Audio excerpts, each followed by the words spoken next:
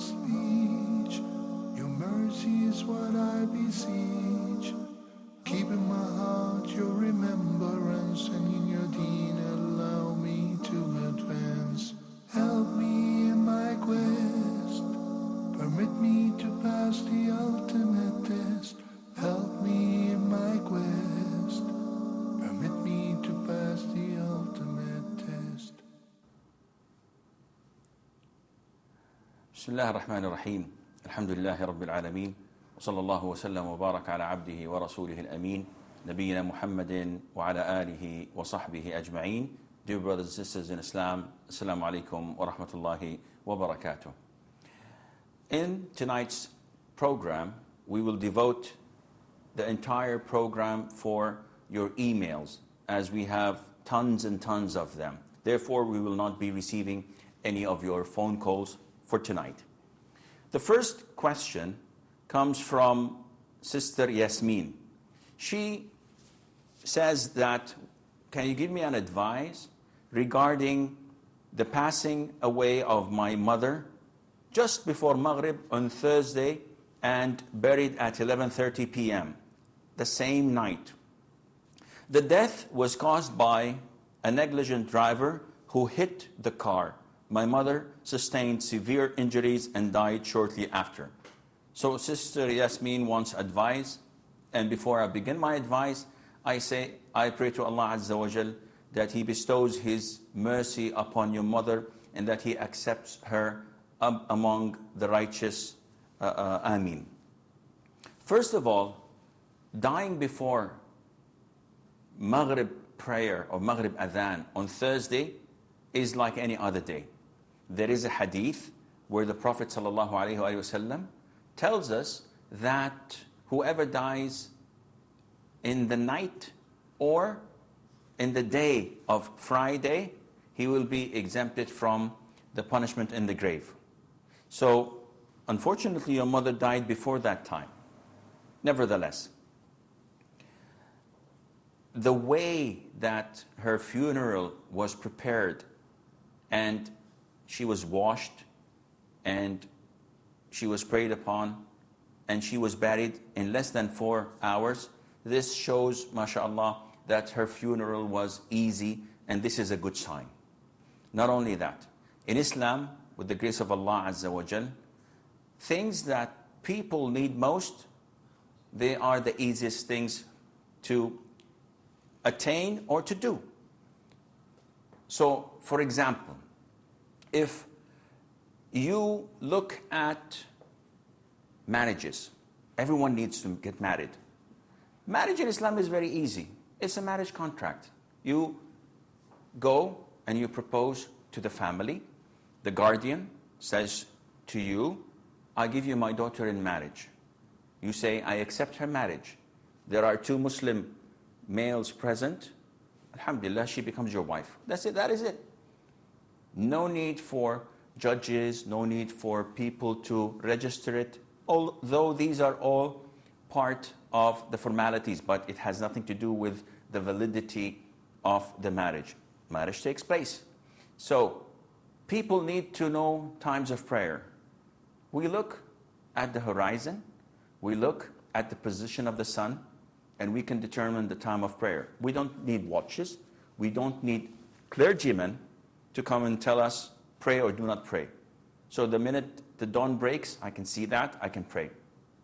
The minute the sun passes the meridian to the direction of the west, I know that this is Dhuhr prayer. The minute an object, shade, is equal to its length, this is time for Asr. So I know the times of prayer. Maghrib is when the sun sets. I know that. I can see the sun is setting. And Isha is when the redness of the twilight disappears, and this is Isha prayer. So the more you need things, the easier they are in Islam. Death happens to all of us. No one lives forever. If anybody would have lived forever, the Prophet ﷺ would have been the one. But no one lives forever except Allah Azza wa Jal. He is the all-living. He never dies, subhanahu wa ta'ala. Therefore, death has to be easy. It's a calamity. It's a catastrophe to some families, of course. It's a great loss, but it's inevitable. The loss is inevitable. It is to happen, whether now, tomorrow, or years later, it's going to happen. That is why it is quite easy to get the formalities of the burial. What to do if someone passes away? We take care of him. We wash him thoroughly. We perfume him. We wrap him in 3 pieces of cloth if he's a male, or 5 if he was a female. We tight the covering. We take care of him. We take him to the masjid. We pray funeral prayer with 4 takbir, no bowing, no prostrations. And we supplicate to Allah Azza wa Jal, asking to forgive him and to intercede for him. And then we take him to his grave, bury him, and that is it. No motorcades, no musical bands, no shouting, no perfumes to be followed, or to do this or to that. Nothing. It's very easy. So your mother's burial was quite normal, and this is a good sign, inshallah. Now, the best part is that the Prophet ﷺ told us that the martyrs in my ummah are many. Not only excluded in those who fight and die in the cause of Allah, whether they're defending their religion, defending their country, defending their own lives. These are all martyrs, but there are other martyrs. Among them, the Prophet told us that those who die in a fire, those who die due to plague, those who die due to an illness in their stomach, an illness that either causes diarrhea or causes internal bleeding. So if someone was hit by a car and he dies out of internal bleeding, this is inshallah part of being a martyr. If a person dies due to diarrhea or due to a tumor in his stomach, this is also part of being a martyr. If a person was inside the car and he was hit by another car, scholars say that this takes the same ruling as if a person was in a building and the building fell down on him and he died. He was crushed. So inshallah, in both cases, we pray to Allah Azza wa Jal that your mother is among those who are considered to be martyr, and we seek Allah's forgiveness for her. Now, Sister Rafi'ullah, or Brother Rafi'ullah Muhammad from the University of Kabul in Afghanistan, he's asking, is wearing the tie haram? Wearing the tie, you know, ties people wear with suits. So a lot of the brothers issue emails stating that this tie is a symbol of the cross. And this is nonsense. This is baseless. So what's the ruling on wearing a tie? Well, it is like the ruling on wearing anything else that does not relate to Muslims. We look at it. If it is part of the customs of a country that are known all to be non-Muslims, and whenever I see someone wearing it, I would consider him to be a non-Muslim, this is haram. So if we apply this to the tie, we know that the majority of Muslim countries wear suits nowadays. Their national dress is wearing suits and wearing ties. Therefore, it is not something that is only for non-Muslims to wear. It is also shared by a lot of Muslims, not a small percentage, but a lot of Muslims. Therefore, there is nothing wrong in wearing a tie, inshallah. Muhammad from Syria sent us a long question, and it revolves upon plucking the eyebrows. She said, since I've been watching Huda for the past few years, I learned that plucking the eyebrows was forbidden. So I stopped. But my in-laws insisted that this is incorrect. And they started trying to make her start to pluck her eyebrows so that she would beautify herself to her husband. And they're claiming that this is or this was done by Aisha, may Allah be pleased with her, and the Prophet never argued with her ﷺ, or objected to her doing that. So she's asking for an advice. Well, first of all, what your in-laws said is completely incorrect. And this is a lie to claim that Mother Aisha, may Allah be pleased with her, used to do this and the Prophet would not say this, anything to her. This is a complete lie.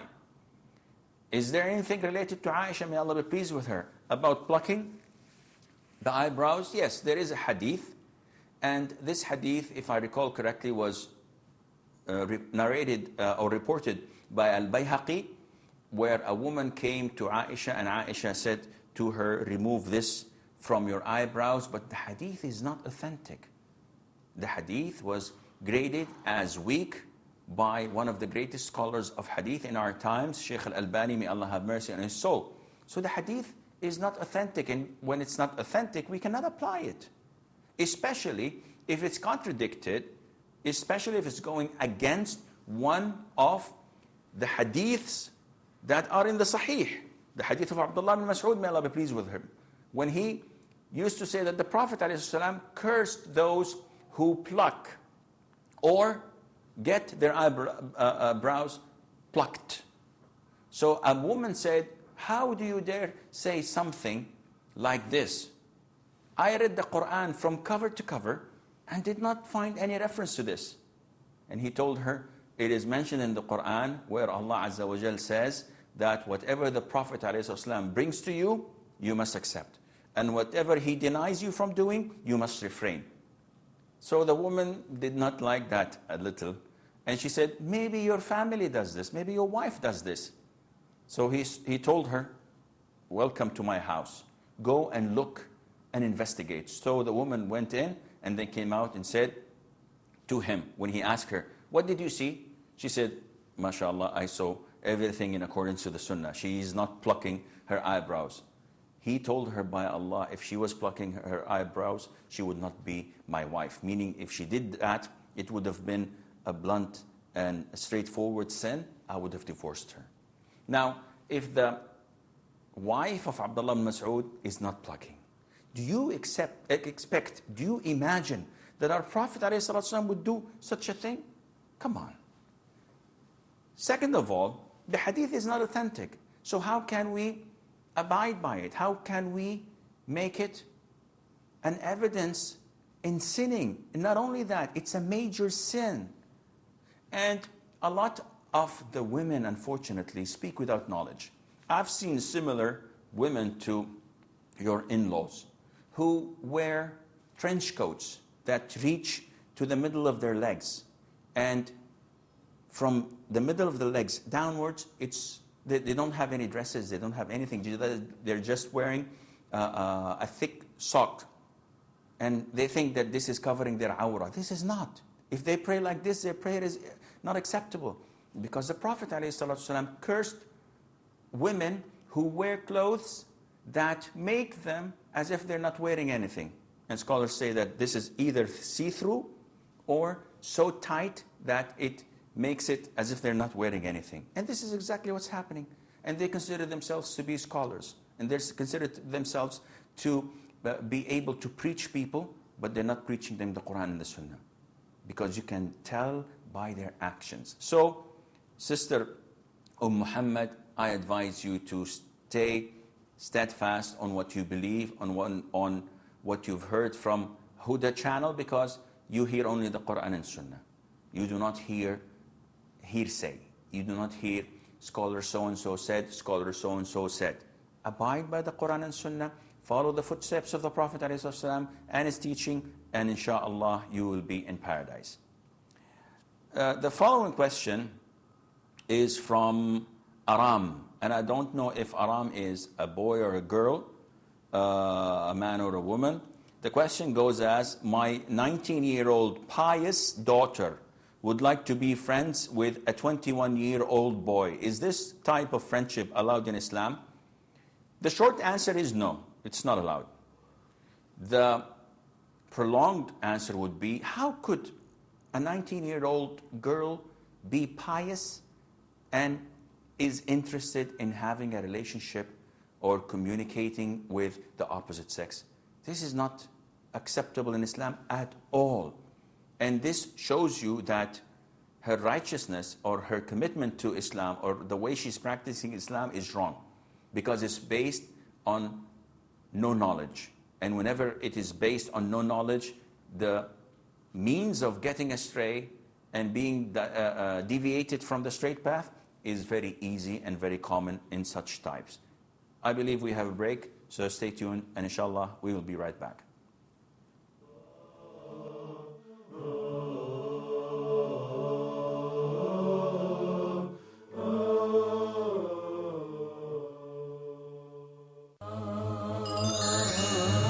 Ask Huda. Dear brothers and sisters, welcome to a new edition of Ask Huda. I have two questions. Please go ahead. You can read it in Arabic, and you can also understand the meaning in your own language. The different tafsir and the interpretation of the meanings of the Quran are available in almost every language that exists on earth by the grace of Allah. The water of Zamzam is for whatever intention you drink it with. Salih from Egypt, his father has the way, and he asked about how can he help him. Very good question.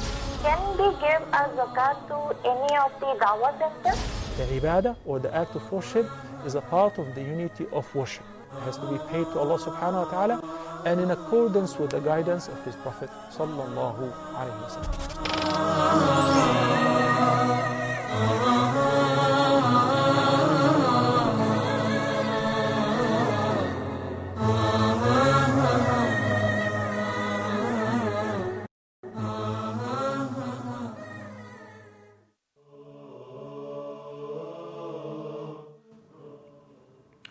Assalamu alaikum wa rahmatullah, and welcome back.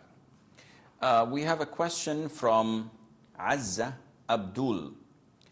It goes on, are there any verses in the Quran which indicates wearing gold and silk forbidden for men? What about the hadith? To my knowledge, there isn't anything in the Quran related to men not wearing gold or silk. But the hadith, the authentic hadith, covers this issue greatly. The Prophet ﷺ told us once when he came out to the companions with silk in one hand and gold in one hand. And he said, these are haram, these are forbidden for the males of my ummah, and they are permissible for the females of my ummah, of my followers. So this is an authentic hadith. Not only that, the Prophet ﷺ told us that this is not a minor sin. A lot of the Muslims, male Muslims that is, they wear gold and they think that this is an easy sin. It's a small sin. It's nothing. Maybe it's not a sin at all. Well, they're wrong. The Prophet ﷺ, the hadith in the Sahih, went out of his house once and saw one of his companions wearing a gold ring in his finger. The Prophet was outraged and he went to the man, he grabbed the ring, took it off and threw it on the ground and said, why would someone take a stone of fire and put it in his hand? And the Prophet left ﷺ. You know, the companions were poor, they didn't have a lot of money. So to them, this would have been probably a fortune. That is why his companions, his friends, told him, listen, take the ring and sell it. Utilize the money. Give it to your wife. Do something with it. The Prophet ﷺ did not tell you not to use it. He told you not to wear it. But the companion, because of his love to the Prophet ﷺ, he refused to do that. He said, by Allah, I will not take something the Prophet ﷺ threw. How would I take something he threw it away, sallallahu alaihi wasallam? So this indicates that it is not a minor sin. It is a stone of fire to be put on your hand. So you can do the math. How many of the Muslims nowadays use gold and silver utensils? And these are completely forbidden for Muslims. Completely forbidden.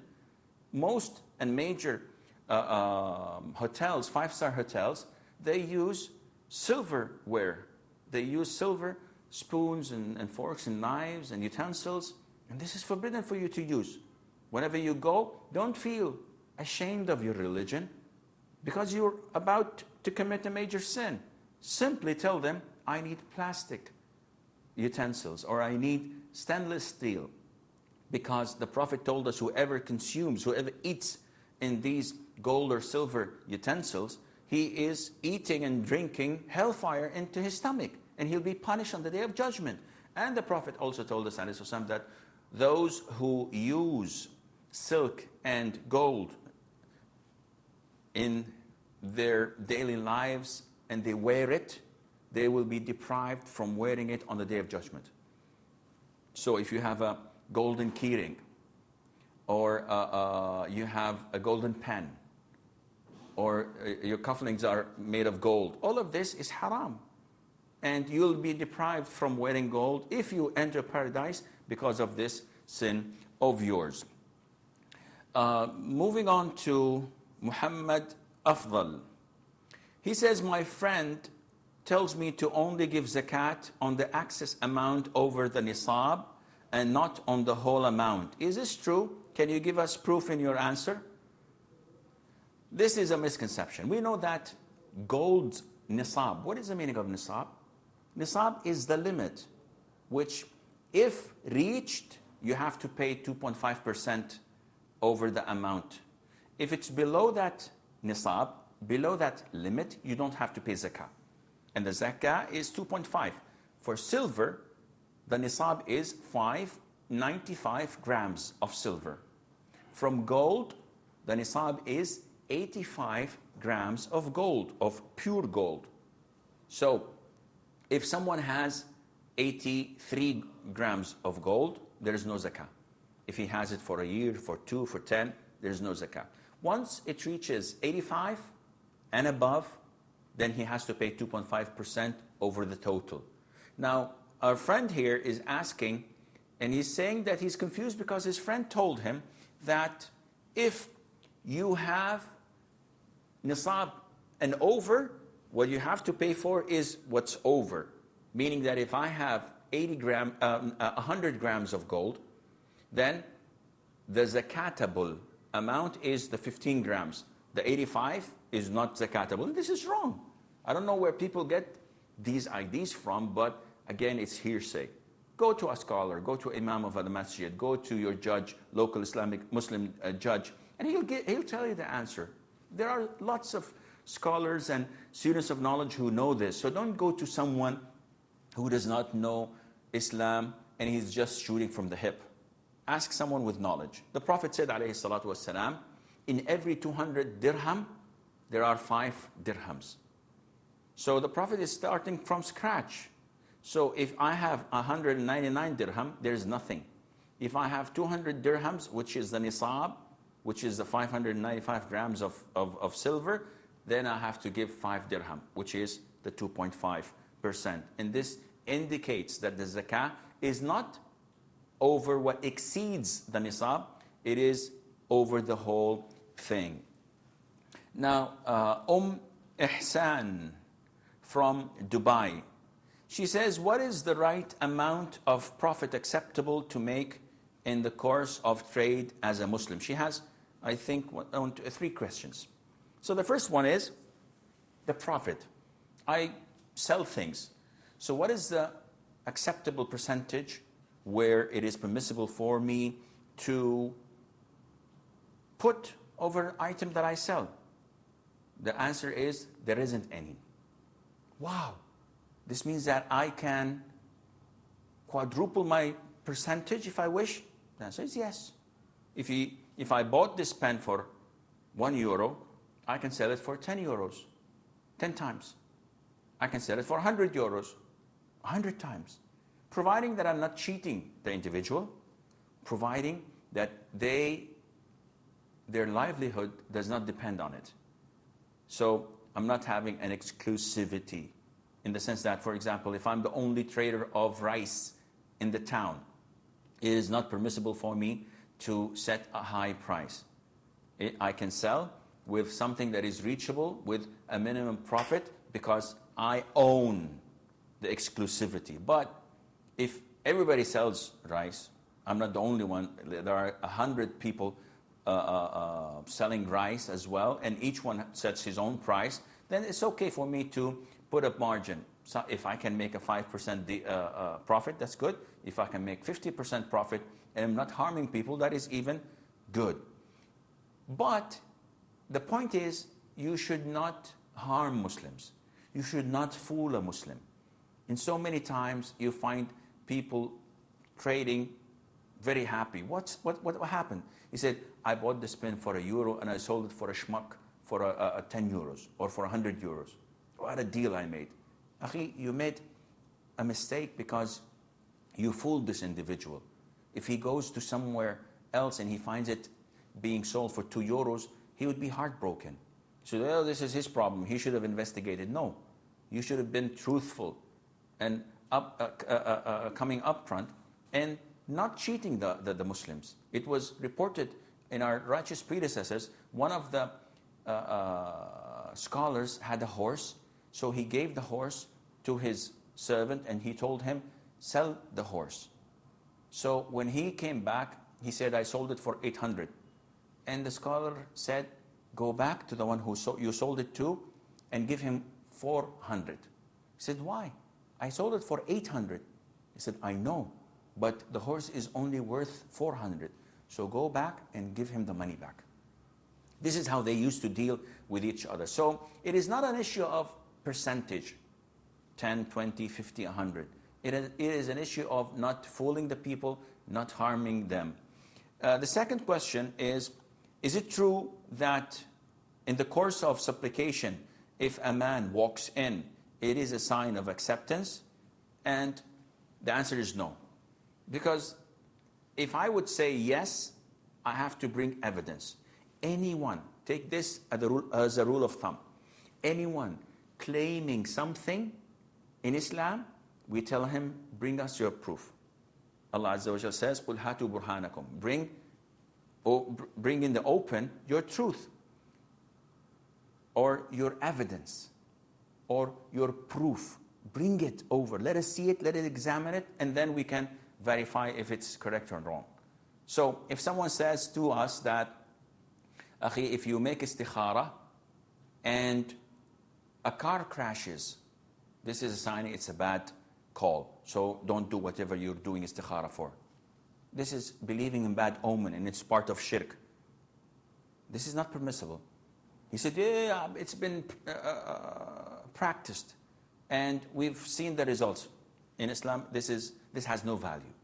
So when someone says and claims that if I'm making dua, I'm supplicating, and someone walks in and says, Assalamu alaikum, alhamdulillah, this means that my dua is answered, this is baseless. Give us the proof from the Quran or from the Sunnah. If he fails, then we know that this is not correct. And the third and final question, can mothers pick names for their children, or is it only restricted to the fathers? It is the responsibility of the father. However, nowadays everybody communicates and they reciprocate. It is very normal for a father to ask the mother, what do you like to call the child? And if the name is acceptable to him, he accepts it. In 80%, people accept the names that the mothers give to their children because they're good names. But if they call their children a name that is not suitable, or the father thinks that this is not right, it is his responsibility to approve it or to change it. But the mothers can give the names with the approval of the father. Sister Aisha Ali, she says, I'm married with 2 kids and we live with my brother and his family. We don't have enough money to rent out our own place, and right now I'm not working because I have to take care of the children. I'm fed up living like this. What should I do, or what should we do? Well, Sister Aisha, we'll answer your question inshallah after the break, so stay tuned.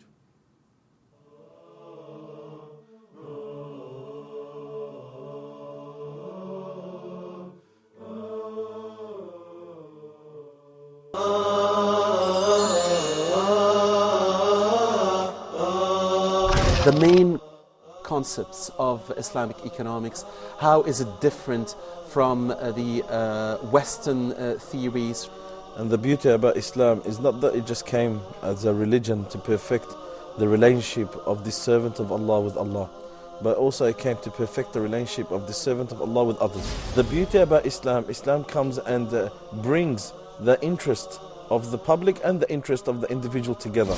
How is Islamic banking different from the traditional banking system? The concept of riba is that I lend you money, I give you a loan, in return that you give me back that loan with an extra at the top. The idea of the stock market itself is halal or haram. So these are the main conditions that the scholars put with regards of the share market.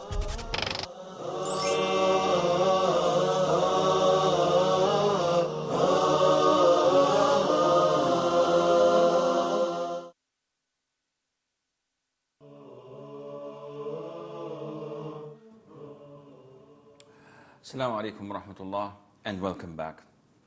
We have a question from Sister Aisha Ali, as we've read it before the break, and she has a problem. She doesn't have money. She's got 2 kids and she lives with her brother.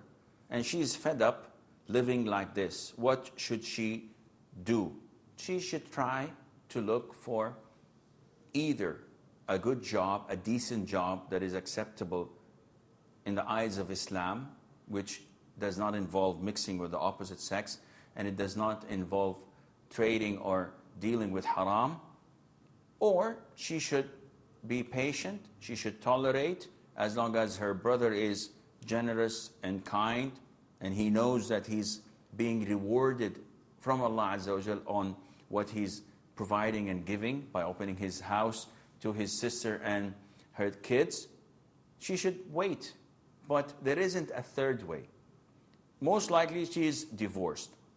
And that is why, or widowed. That is why she's living with her brother. So this is a calamity from Allah Azza wa Jal. So there is no way out. You have to be patient. You have to tolerate what's coming to you and ask Allah for a way out. But if there isn't any job except something that is impermissible, that involves taking off your hijab or mixing with the opposite sex or doing something that Allah does not approve of, then no. You have to stay with your brother, stay in his house, do not work, try to contribute in helping him so that you would compensate some of the loss he may face, such as try to help with the chores of the house. Try to do the cleaning, try to do the dishes, try to teach his children, try to give him something in return, though he does not ask, but you should offer that until Allah Azza wa Jal makes a way out for you. The following question is from Bashir Haroon from the UK. How do I complete the prayer when the Imam makes taslim and I only joined him in the last rak'ah? Well, Brother Bashir, you have to know that whenever you join the Imam, this is considered to be your first rak'ah. So let's assume that the Imam is praying 4 rak'ahs, Dhuhr, and you joined him in the last rak'ah. Now this can go both ways. Either you meant by joining him in the last rak'ah that he was in the tashahhud, meaning that you did not bow with him while he was in the ruku' position. So if this is the case, if he is in the tashahhud position and you joined him, once he offers salam, you stand up to your first rak'ah. Excuse me. And this would become your first rak'ah, second, third, and fourth. Now, if you prayed with him the last rak'ah, which is the fourth rak'ah, meaning that you stood up with him and when he made ruku', you made ruku', and you completed a full unit, a full rak'ah, once he offers the salam, you stand up to your second rak'ah. So that first rak'ah for you was the Imam's fourth rak'ah. Once he offers the salam, you complete the second, third, and fourth rak'ah, and by this you conclude your prayer. Salva Sheikh from Pakistan says, is Botox halal or haram? Botox is a poisonous material that is taken from, I think, bacteria or something like that, and it is given in very minute and small dosages to make the muscles paralyzed and make them relax. So most of its uses nowadays is to cure the wrinkles on the face, on the hands, on the neck. They give certain amount of injections so that these wrinkles that were caused by old age would disappear. And usually it takes like 6 to 8 months, and then you have to take it again. And scholars have different opinions regarding this issue. Some say that this is changing the creation of Allah Azza wa Jal. So it is like tattooing, it is like plucking, it is like connecting the hair with extensions, with another hair. So this is what some scholars say. Other scholars say that when a guy, a man, or a woman takes these injections, they're not actually changing the creation of Allah, they're actually restoring the creation of Allah, because these wrinkles, they are not the norm. They happened due to old age. So if I can relax my face and remove them, providing that there are two conditions to be fulfilled. So if I can do this, inshallah, there is nothing wrong in that. But what are the conditions to be fulfilled? First of all, dealing with poisonous material is forbidden if it's harmful, but we know that a lot of the medications nowadays found contain small portion and dosages of poison in them, and it helps. So scholars say that this is permissible, to have very minute portions or amounts of poison for cure. So if taking Botox does not harm you physically, it's okay. The second condition is that you are not deceiving others. So if a woman who is like 48 or 50 years old and she takes these injections so that those proposing for marriage, when they come, they would not be turned off because she has lots of wrinkles in her face and she looks old. Now this is deception. She is deceiving them, and this is not permissible. It is not permissible to give an image different to what reality is. And that is why if a woman comes out when a man is proposing to her, we know that in Islam, if he's proposing in the engagement day, he's allowed to see her and she's allowed to see him in the presence of the guardian of the woman, so that they could exchange looking at each other and talking to each other.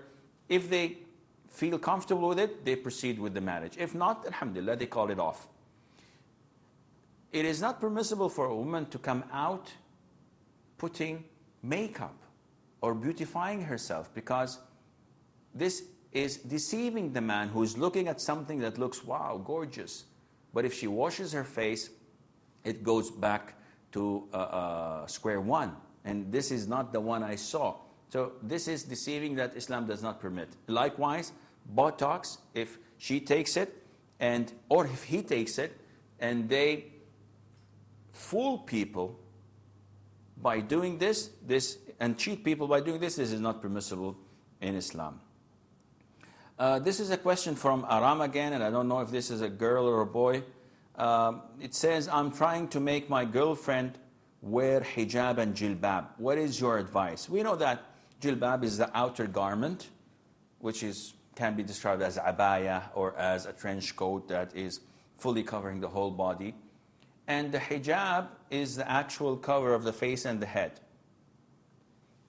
So she's asking, what is to be done? What's the advice? Of course, I'm assuming that Aram is a girl and his girlfriend is not wearing the hijab. Because if Aram was a boy and he wants his girlfriend to wear the hijab, you have a bigger problem than worrying about her hijab and jilbab.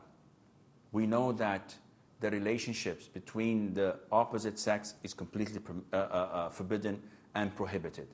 You cannot have a girlfriend if you're a boy.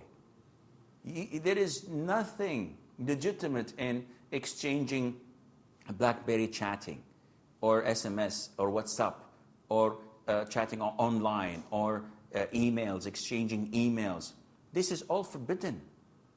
She does not relate to you. She's not your mahram. Therefore, you cannot talk to her. You cannot communicate to her. Don't claim that this is an honest friendship. This doesn't happen except with gays. But in Islam, this is completely prohibited. And the Prophet ﷺ made sure that he separates men from women. If she's your wife, go ahead.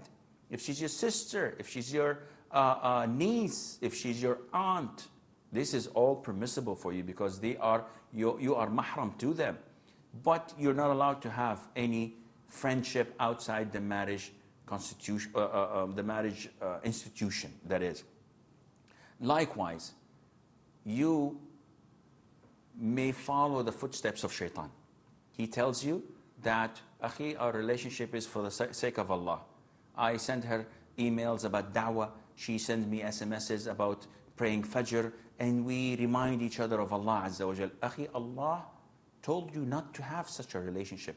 And personally, I know a lot of problems that were caused because of such communications between people who are considered to be in the line of da'wah.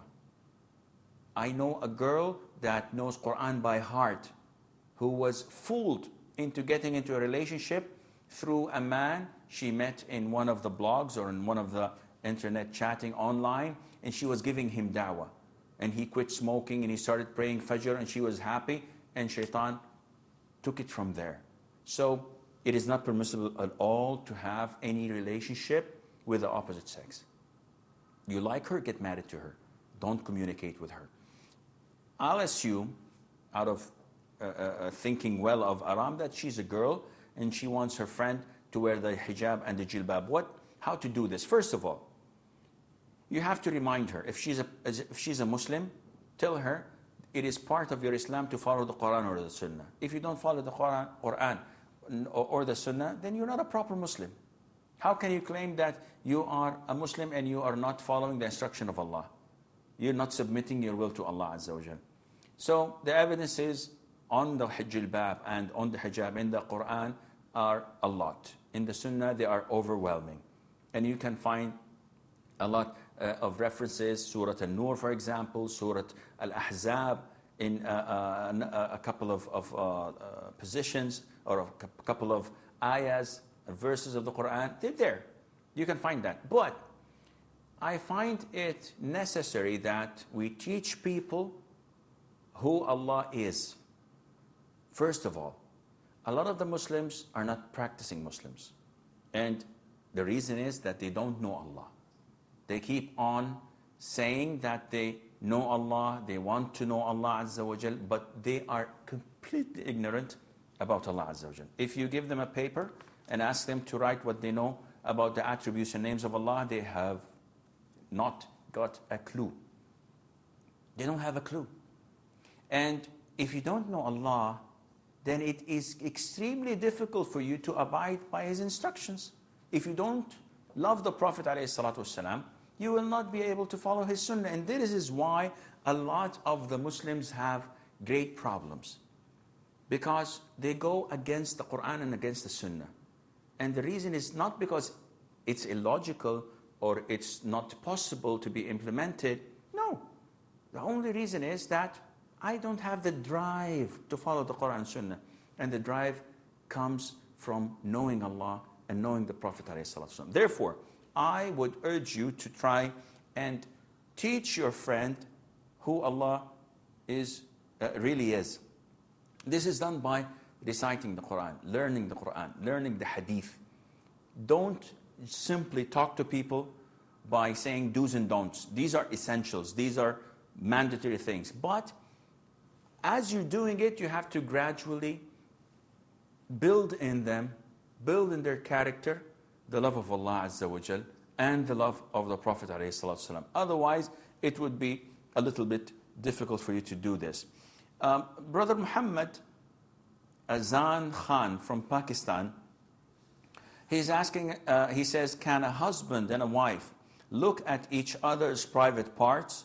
Does a woman have to fast Ramadan if she is breastfeeding? For the first question, can a man and his wife exchange glances at each other?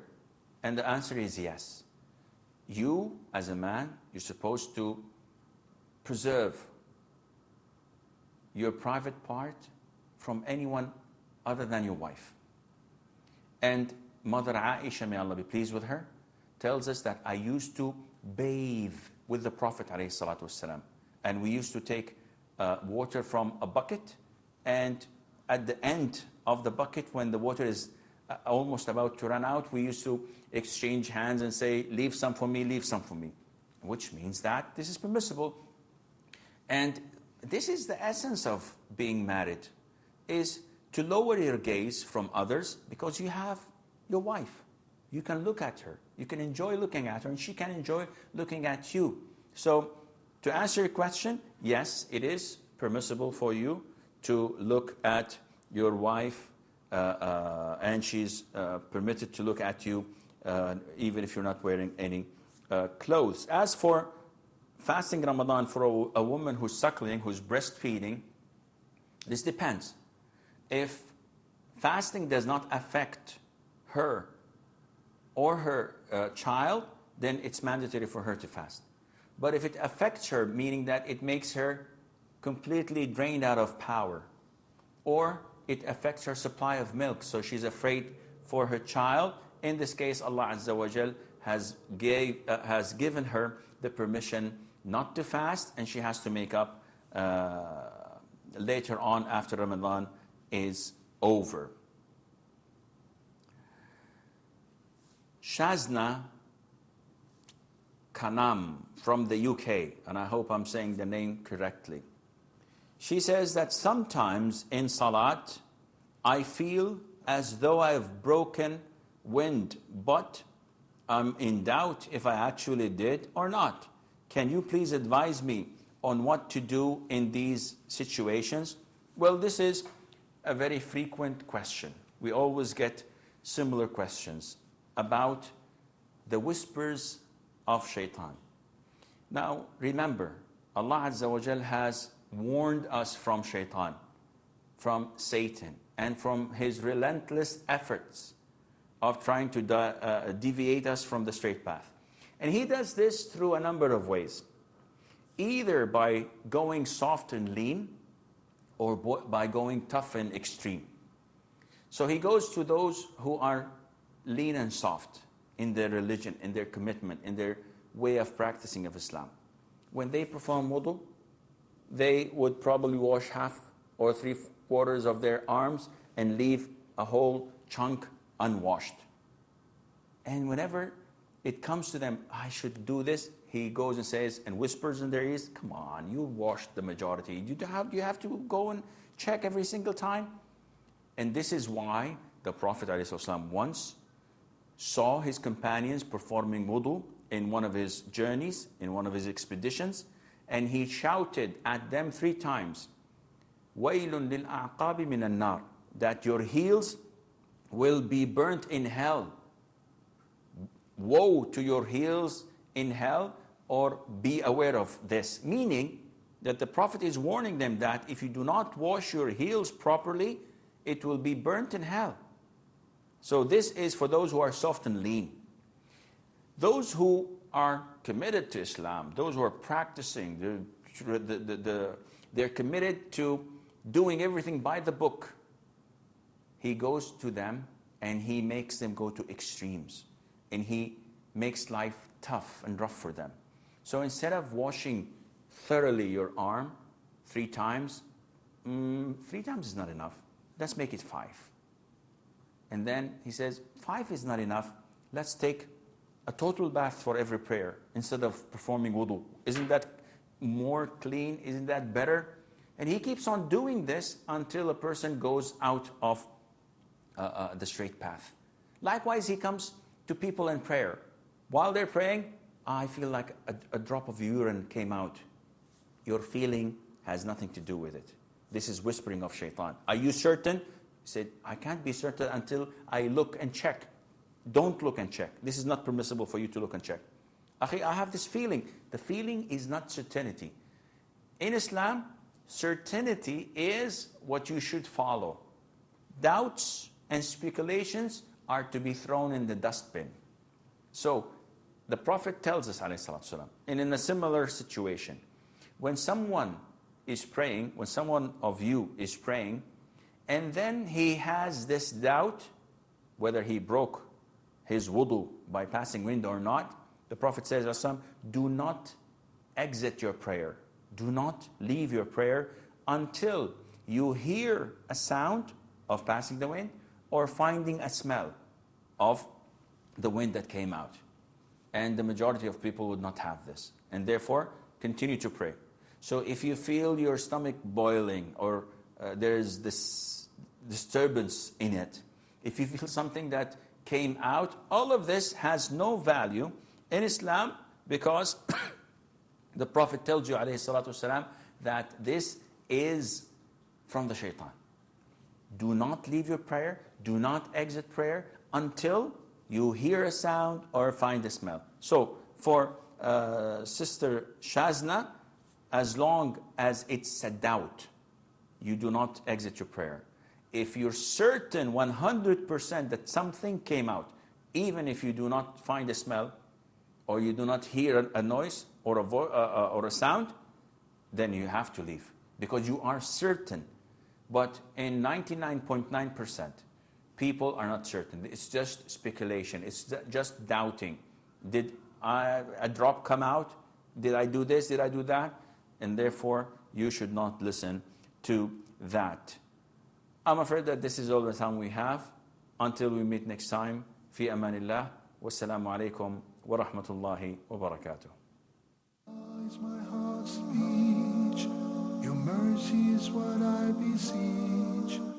Keeping my heart